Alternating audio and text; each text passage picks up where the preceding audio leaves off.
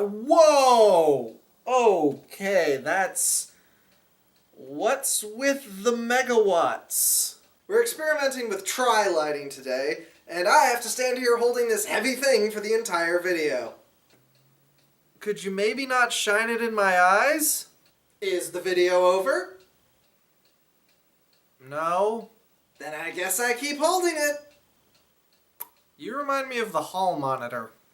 So let's get some cartoons and vodka and do them all night long. Are you ready for some fun? Drink 'em down, drink 'em down, drink 'em down. Drink 'em down, drink 'em down, drink 'em down. Oh. Yes, okay, so we've got fancy new lighting because today's manga is kind of in color. Mousou Telepathy is... I don't even know if I'd really call it a manga. It's from Japan, but it honestly feels more like a webcomic. It's got the same, like, 4-panel construction of the old QC comics. It comes out in page format, so even though the scan site may say chapter 690, what it actually means is page 690. It's a lot smaller than it first appears. That scared me off too, but I noticed that it was updating every couple of days there for a while. So I'm like, there's no way that this isn't like short chapters. And I opened it up and yeah, the chapters are a page each, so it's a lot more readable than you'd think. But yes, this one's about a girl who has telepathy. She can hear people's minds. Not so much read them as she just sort of hears people's surface level thoughts in a small radius around her. Louder thoughts come in clearer, people she's focusing on she picks up more easily, and, you know, brains she's familiar with she hears easier. But she's not gonna Vulcan mind meld with your head and pull out your deepest, darkest secrets and discover that you were secretly working for the Klingons. And this power has given Nakano a lot of problems in life, but most notably now, the guy who sits in front of her, Tota, is crushing on her hard.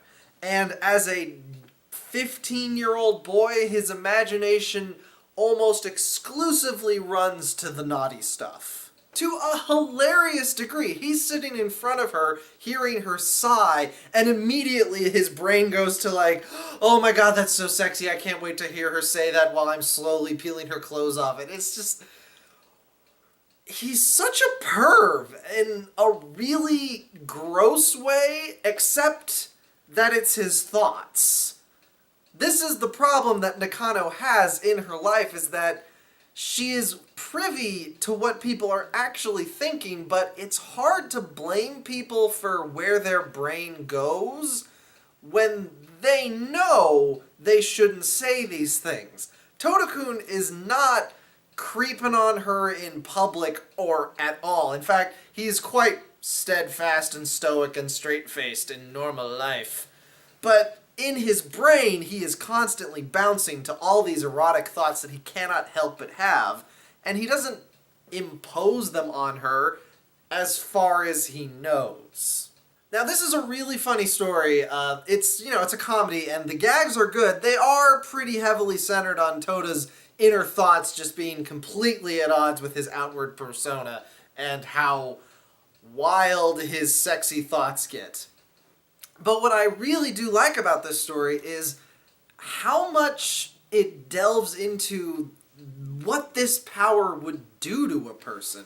Nakano has had this power since she was a child, and though she mostly avoided growing up as the creepy girl who thinks she can hear voices, that was a thing that she had to deal with as a child. Her parents didn't believe her, the other children didn't believe her, and she pretty quickly clammed up about it. But that doesn't change the fact that she can still hear people's thoughts, and has to deal with that fact, and it's rough, and has really affected how she interacts with the world. So you get this character who is fully aware of what every person around her wants and desires from her, and doesn't want to make a fuss. Nakano is the kind of person who just kind of wants to blend into the background, not be talked about, not be dealt with, because dealing with people almost always involves dealing with their thoughts in a way that creates this tension that she just doesn't want. So she just draws back. So when, like, for example, the teacher needs someone to be the class representative and no one is volunteering, and she can hear the teacher like, hey, you volunteered last year, can you please get me out of a jam and volunteer this year? And she just gives in because it's easier. And the teacher then immediately thinks, yeah, this girl gets what's going on. And I'm just like, oh, wow, teacher. Yeah, she can hear you. She can hear that you are so happy you were able to offload this on this girl again. So in an effort to get closer to her, Toda kind of introduces Nakano to his friends, Minami, who is crushing on him. This girl has a crush on Toda because he is, as is pointed out, the stereotypical clean-cut, stoic, great at soccer shoujo style hero. And the only reason, like, he's not is because Nakano can hear how perverted this kid is.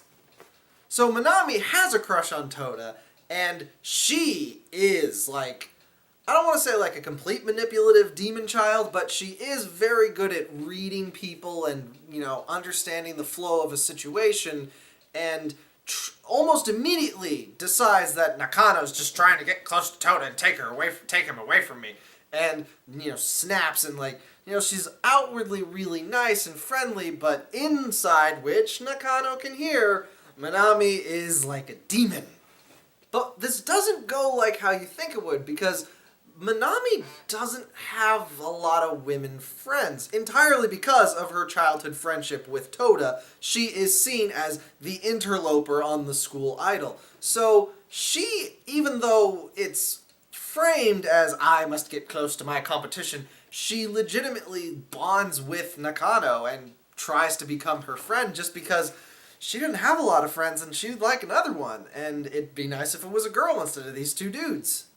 And you just get this incredibly awkward situation where Nakano is trying to help Toda and Minami get together, even though she knows that Toda has no feelings for her. Just no romantic feelings. He just thinks of her as his childhood friend, and there's nothing you can really do about that, but you don't want to tell your new friend that he doesn't think of you that way. You don't want to ruin it by, you know, breaking her heart. You gotta let the situation develop somewhat organically. And this is really just a major problem in Nakano's life, is that she wants to let life just play out around her, but she is constantly reading the script notes. Like, she has constant access to people's inner monologue of their thoughts and emotions, irrespective of what they want people to see, and she's never sure how to deal with that. This culminates in Minami confessing to Toda, which doesn't go well. And then she comes forward to Nakano and tries to, like, fib and lie. It's like, yes, he totally accepted me. But Nakano's like, yeah, that's good. And Minami's like, no, why did you believe my obvious lie? And she's like, I'm just trying to play along. And the whole thing breaks down. Nakano just says, I can hear thoughts. She never tells anyone this. Her mom doesn't know about this. She has not owned up to her mom since, you know, some of the revelations as a child.